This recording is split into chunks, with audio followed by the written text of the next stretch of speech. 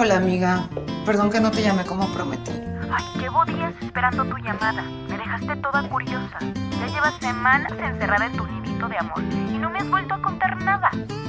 ¿Qué se le antoja hoy, mi señora? Eso, drama. Es lo que necesito.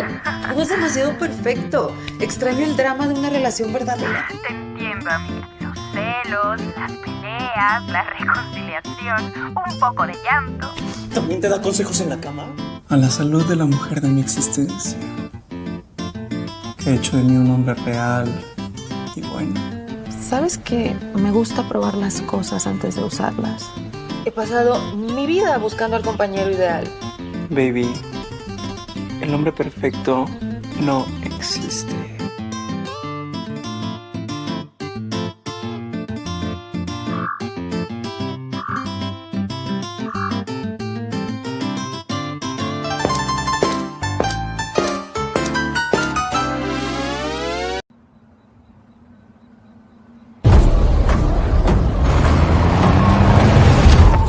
The old ways are dying.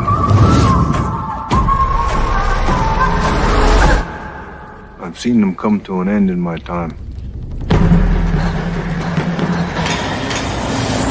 Brothers, we have a problem here. It was the day she came into our lives.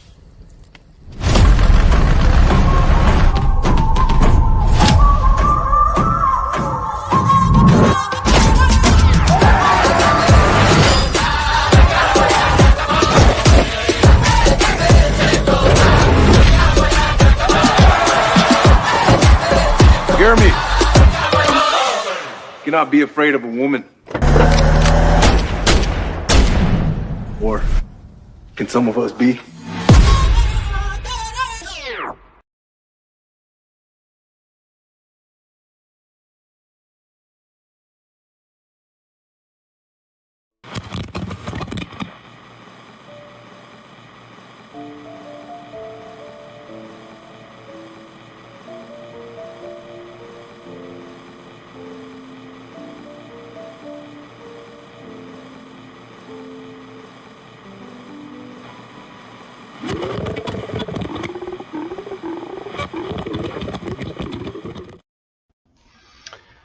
Oh, it always makes me warm inside looking at the kitty. Anyway, how's everybody doing out there in internet land? My name is Troy Bernier, and we have a late night edition here at the Miami International Science Fiction Film Festival. Music videos. That's part of what we do. We like music, all kinds of music. In fact, we have a really good music video we're going to talk about today. It's a music video by the artist named Henny. The music is Henny GCO. Henny GCO. Hope I pronounced that right. And it was produced by Mr. Edmund Lawrence Irvin, and it's awesome. And hopefully we're going to play some of it today. I think we're going to try to do that. But we're going to speak with Edmund about this music video and, something real special about it. So do realize that music videos tend to be produced by creatives outside of the content of the music. And that's one of the beautiful parts about MiSciFi, because we have a music video section. And we get music videos from all over the world because of that. They tend to be sci-fi oriented in some form. Some very, very heavy on that side. Some are more on the fantasy side. We take both. So let's bring Edmund in. How you doing, Edmund? How are you today? Doing well, man. Hi, how are we doing?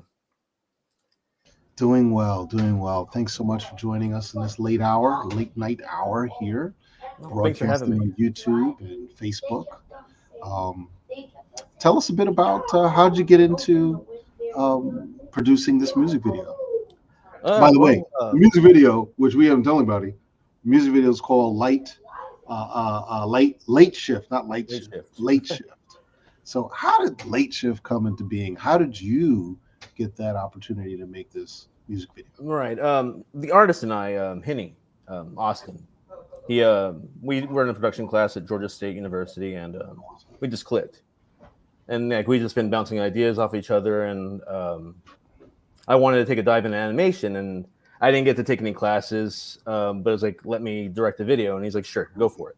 Trust you completely, just let's go. And picked a song, and late shift, I just thought like, okay, cool, someone working on I don't know, the idea came to me, and like he had no problem with direction. It was really fun. But yeah, just some of the lyrics just kind of permeated my brain and made me think of this guy who's just stuck working this routine. And it's the first time I've directed anything. Well, also congratulations. Didn't you just finish university? You just finished university, right? I graduated in 2023, so fairly new, and strike's been happening, so it's just been a little chaotic, but getting my footing, I feel. We have some more projects coming, but this is the first one I've done. Not a traditional animator coming at it. Didn't really know what I was doing, so a lot of this is just a test lab for how I can just experiment with the genre. And I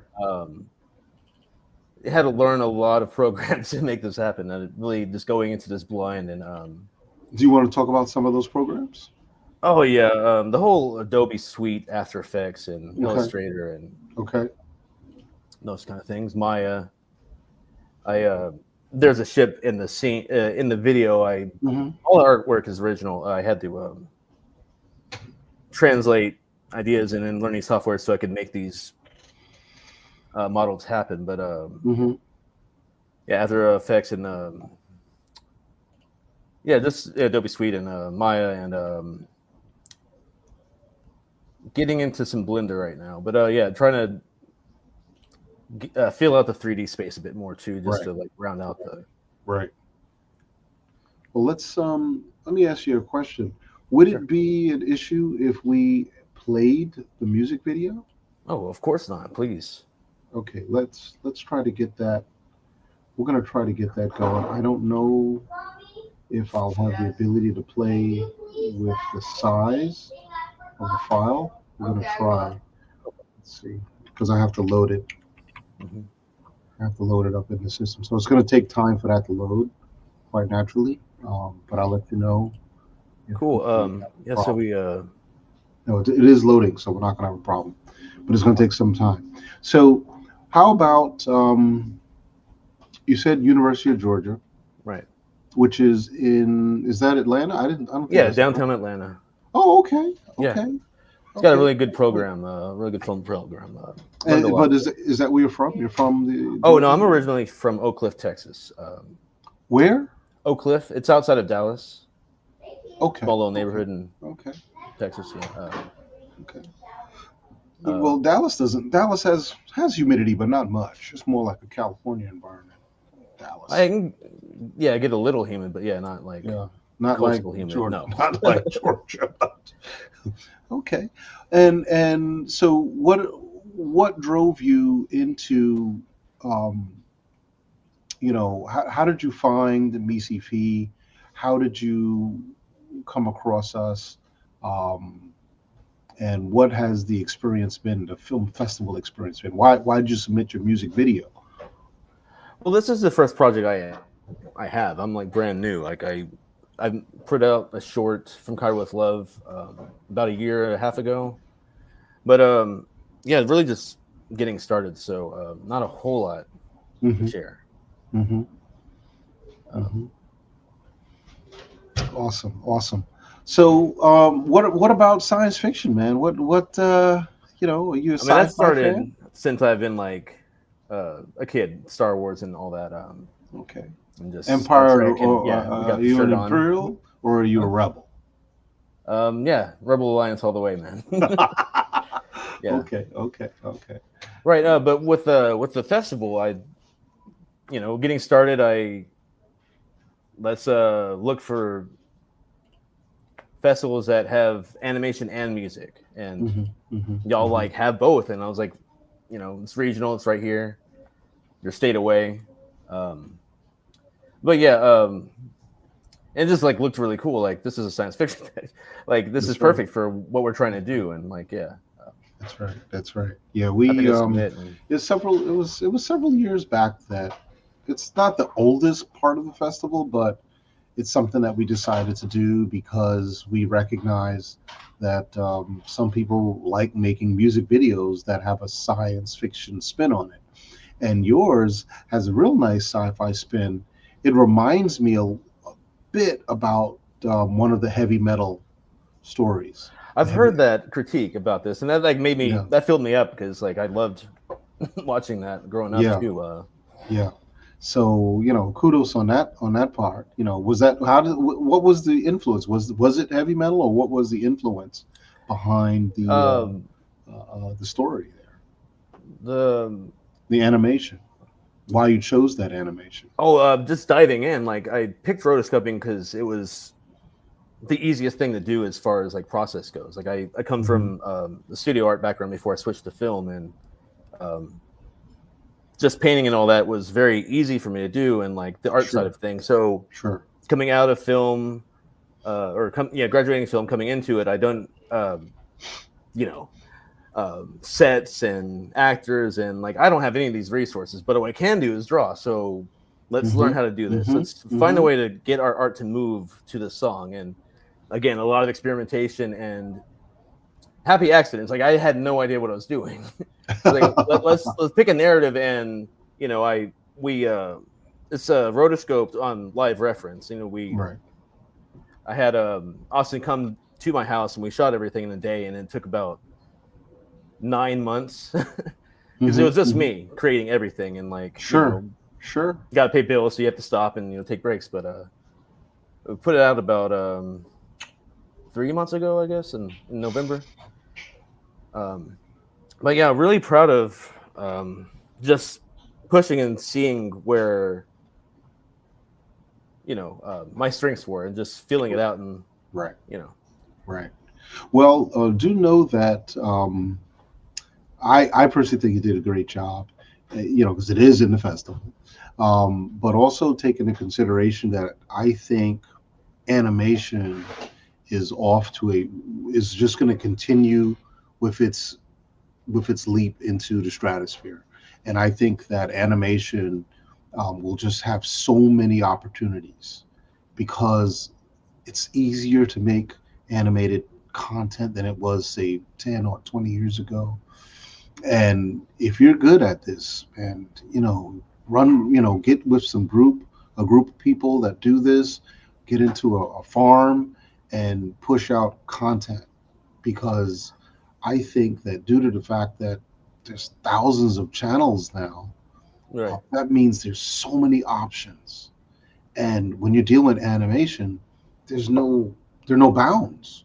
I mean, that's like what attracted to me too. It is right with film, and like you're restricted by reality. And like for instance, the opening sequences, him in his bedroom waking up. It's actually him, and then we just painted it to make it look like he's on a StarCraft in his room. Right. Can we play the music video? Oh, please. Okay, here we go. It's a little over 2.5 minutes, folks. Enjoy.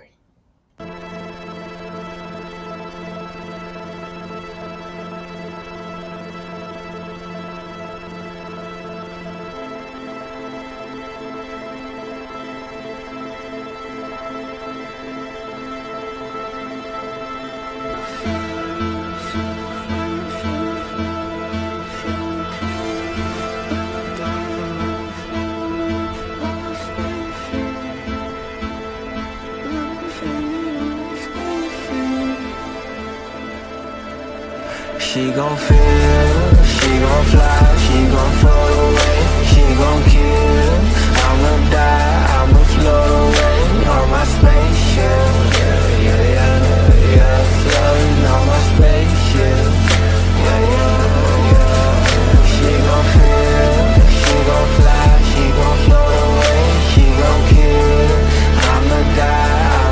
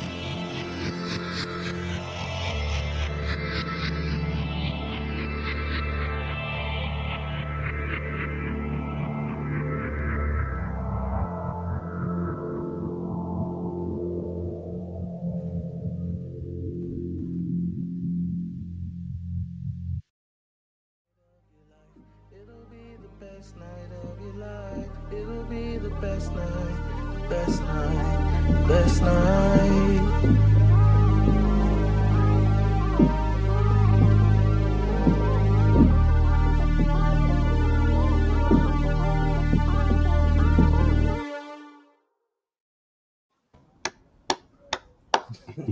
Good job, man. Good job. Thanks so much.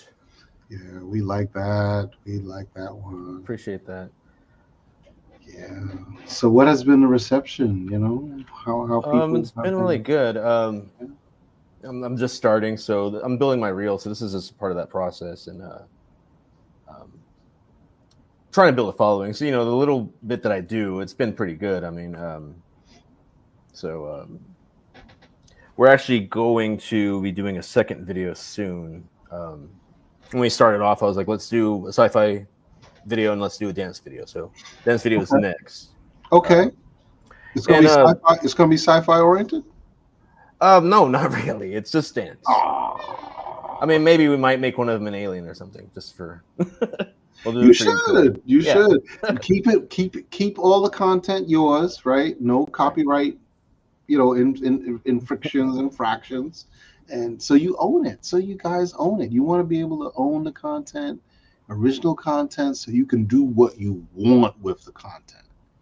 And that's truly the beauty of this, that you have something that's yours, you and your partner, your team, and it goes, it just goes. I mean, this is like definitely helped me feel like I've secured some footing here. We're actually going to be ramping up. I got the actor Austin, he's also in a sitcom that he's working on. Second music video. Another artist out here, Lotus Latry. We're working on something where it's mega hip hop, epic battle scene kind of animation. And then there's my Keystone project, which is basically Deep Space Nine, but more swarthy and a larger bar, basically. I've got a screenplay written out, and I'm hoping to produce it this year, and hopefully we can submit the score to this next coming year. But got a lot of the actors voiced. Please send it to us. Please send it. Please. Definitely going to. That's great. That's fantastic. That's what we like to hear. That sounds great. That sounds great, Edmund. Thanks so much. Yeah. So, man, that's really neat. It's too bad you didn't come to the festival, man. It would have been. Yeah, it's just a little tight. Yeah. No, I understand. We tried to. We had a small house this time, but it was only a house for crew. Next year, we hope to have a bigger house where we can, open up, say, 10 spaces for filmmakers to come and take most of the rooms. And that would be cool to submit and potentially come. That would be really cool. Yeah, we're going to try to do that. We'll see. We can only try. But that sounds fabulous. What else is going on with the festival circuit? Any other festivals you've submitted to? Haven't yet. Because I have to be selective with it's a wild market out there. So don't be afraid to send it to other sci-fi festivals, because, like I said, it's sci-fi content, and if they play anything like this, then there's a good chance you have a chance. There's no guarantee, we've but you have pushed a chance. it out to a few festivals. We're just still waiting to hear back from a few of them. So take that into consideration. Right. So let's go off on a slightly different dive. Okay. So Andor is coming out soon. What are your thoughts on Andor? Really not sure where they're going with the next season. I think they're all gonna die. Oh. Because it's leading in. Okay. I just meant is it picking up into that narrative? I just didn't know how much time was it's left. Going to go fast. He had left between narratives. Not enough. A lot less than we would hoped. Maybe we can get a younger Andor mission, or I don't know. I don't understand. In my opinion, this could have been dragged out. 5 years, man. They could have dragged this thing 5 years out, and people would have still. Of course, you're gonna have people complain because the YouTube you can't algorithm please that's everybody, works. right? It prints money based on complaints. How that goes. But as far as if you were familiar with the Star Wars franchise, there was a book written called Catalyst. And Catalyst is the decadal story of the father. What's his name? Not Jen. What's his name? Whatever. Galen Erso. Galen Erso. Yeah. Of how he was, tricked into making the gun, the Death Star weapon. He was first, him and what was the guy that had the white cloak? Director Krennic. Yeah. Yeah, him and Krennic, they were fresh. They were in college together. That's how they knew each other. And Krennic went his way, and he went his way, and he was working on. Galen was working on power systems. That was his specialty. I listened to the audiobook maybe at least three times, and it's really long. And it talks about how he started developing energy systems using kyber crystals. And then there was, you know what the kyber crystal is? Of course, yeah, the stone that powers the lightsaber, of course. Right. And what happened was that there was a technology to make synthetic kyber crystals. Okay. But he was, really good at this, a galactic expert, whereas other scientists were trying to replicate his work, and they would, blow up stuff. And in one part of the story, the accident was so bad that it actually created a climate change on the planet. It was that it just blew up the planet, right? Because they didn't know what they were doing, because they just couldn't get him. When he figured out that something was wrong with what the Imperials were trying to make him do, he kept trying to run away from this, and they kept saying, no, we want to, we're going to pay you well, we're going to take really good care of you, but we need you to work on this. And eventually he just I think that's where the movie picks up, right? And that's where the movie picks up. Exile, yeah. And he develops a weakness in the system. Right. He says, he said eventually, he's like, I'm not going to let you kill my family. So I'm going to develop it, and I'm going to develop it with a weakness. And then I'm going to let people know about the weakness. Right. So this is what we're going to see in Andor. Oh, that's cool. Just building on that, yeah. This is what we're going to see in Andor. We're going to get a taste of Krennic. Galen's probably coming back, and a whole bunch of people in there. Sadly, we're going to see everybody die. So it's horrible.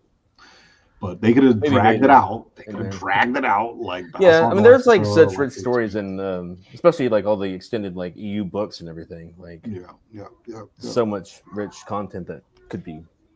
Like there's the it's a dream of mine to do it. I might just do it, and hopefully Disney doesn't sue me. But it's how Lando wins Cloud City. I want to capture that. Ooh, that'd be nice. Wins. Yeah, and they touch it in you won't get in trouble for making that, because Star Wars doesn't go after fan film creators. Just follow. Okay, well, there we go. just don't try to make any money with it. Star Trek. I mean, when you do, it's just like hire me, right? Like that'd be the idea. Yeah, that's true. You're going to get access to some of the most amazing equipment to make a Star Trek film. That's what always seems to happen.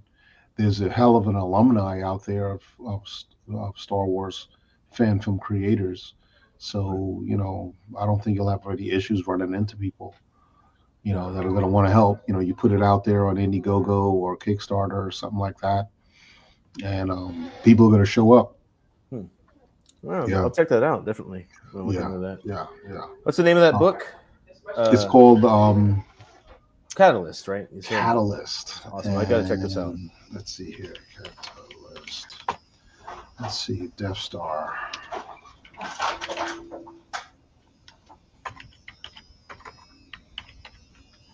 Catalyst, Death Star. Let's see. Catalyst. Oh man. Ah, here we go. I'm trying to bring it up here so I can show it.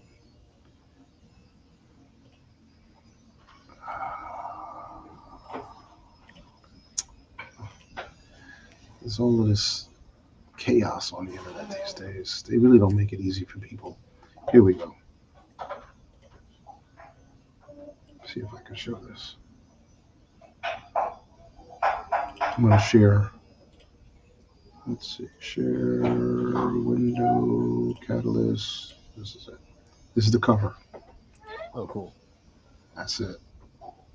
Yeah, definitely check this one out then. Yeah, it's really good, man. it's because, and the reason why it's so good, it goes into it breaks it down. It breaks it down for you, and you learn so much about the empire.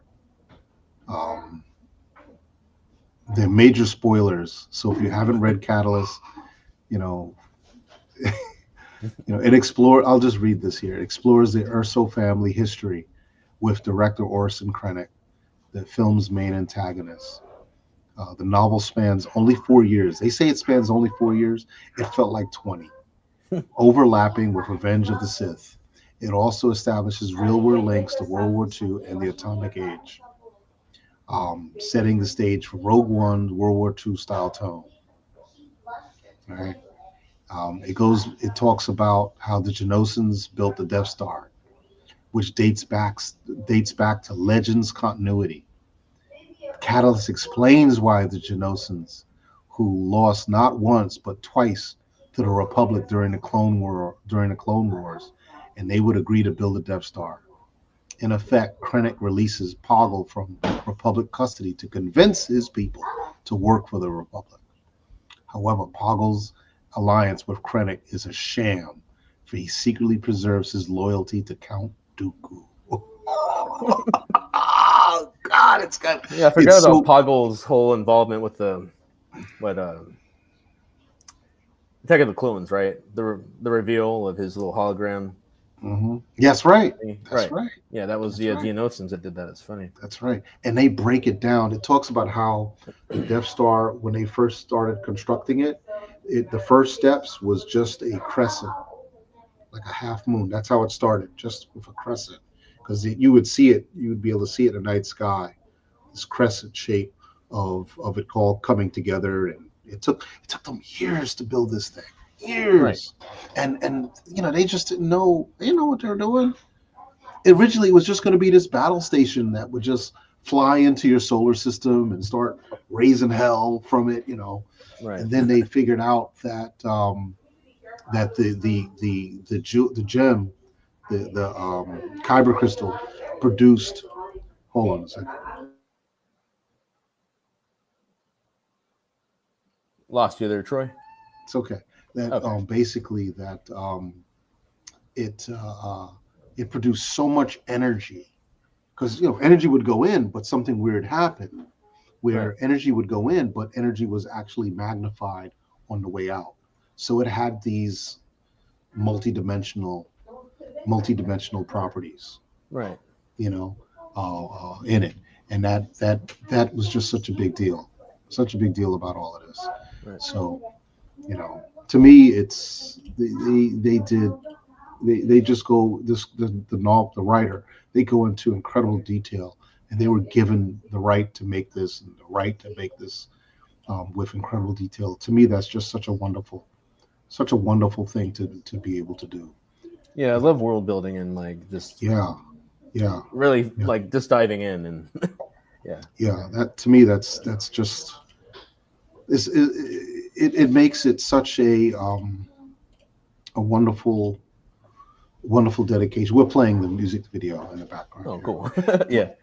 But it just makes it such a wonderful dedication to Star Wars, to get this level of detail. They talk about the minerals that are used in making the hull of ships and the hull of the Death Star, on how it was composed of very, very strong materials. I think it was stronger than Star Destroyers. and how they Right. have There's to, the it's not the Purgle, but it's something similar. They go into it, I think, in Clone Wars, where they start experimenting on this creature that has like indestructible, like an indestructible hide, and they apply that to the Imperial like cruisers and everything else. So, wow. yeah, again, like just love how rich that world is, and Yeah, and just the ability to Andor. like plug in and like when I was working in New Orleans, this one author, he's always wearing his Lucasfilm because he was able to like consult on the Solo movie because he wrote Last Shot, but it's just so cool, like being able to like, you know, it's for everyone in the way that like, you know, if you have an idea, like I kicked around an idea for like some force sensitive Ewoks, maybe find a kyber crystal after it blew after the, you know, we'll see. Right. And Andor, actually, who's this? Jill Irvin. How you doing? That would be my mom. Yeah. How's it going, Jill? I'm not wearing a red shirt, but I promise I'll come with a red shirt next time. I'll bring a red shirt next time. I'll wear. Don't go on the away team. It's okay. Red shirts don't all die. But what I was saying is that Andor is exactly, if they turned Catalyst into a film, it would be Andor. It's just like that. It's just like that. So when's that coming out? April. It's less than 100 days. Right.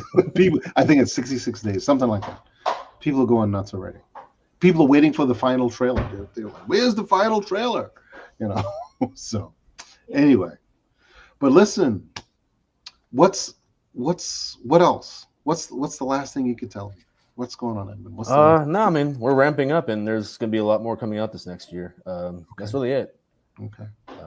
Okay. Yeah. Well, keep us in the loop. Keep us in the know. We want to keep showing your work, and you know, if anything we do to help, please reach out to us. Oh, thanks so much, Troy. You're very welcome. Thank you so much for you coming to MiSciFi, sending your film into us. And I mean, this is like the first festival I've been able to, been selected for, so I'm really appreciative of that. Okay. You know, I mean, yeah, going into it fresh, and I had like a little short where, yeah, it's on my YouTube. It's From Cairo with Love, but it's basically sure. like less than a minute, and so rudimentary, and like still learning. I just read the yeah. All right. Well, that's it for now, man. Thank you so much, and you enjoy the rest of your evening. Thank you, everybody out there. Stand by, Edmund. Stand by. Don't go away. Everybody else out there at Internet Land, Jill, thank you so much, and we look forward to seeing you guys again tomorrow. We'll be back tomorrow with some more cool content.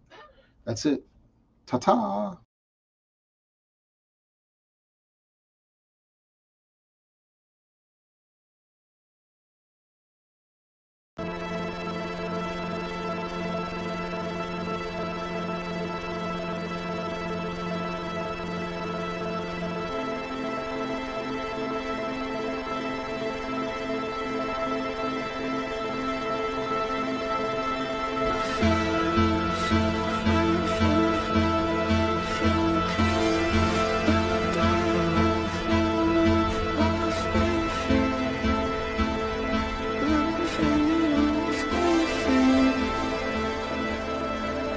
She gon' feel, she gon' fly, she gon' float away, she gon' kill. I'ma die, I'ma float away on my spaceship. Yeah, floating on my spaceship. Yeah.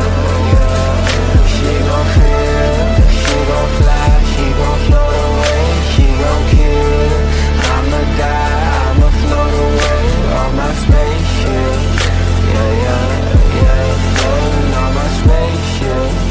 Yeah. I've been on the same thing, feeling on some Dre shit. All my songs are sad.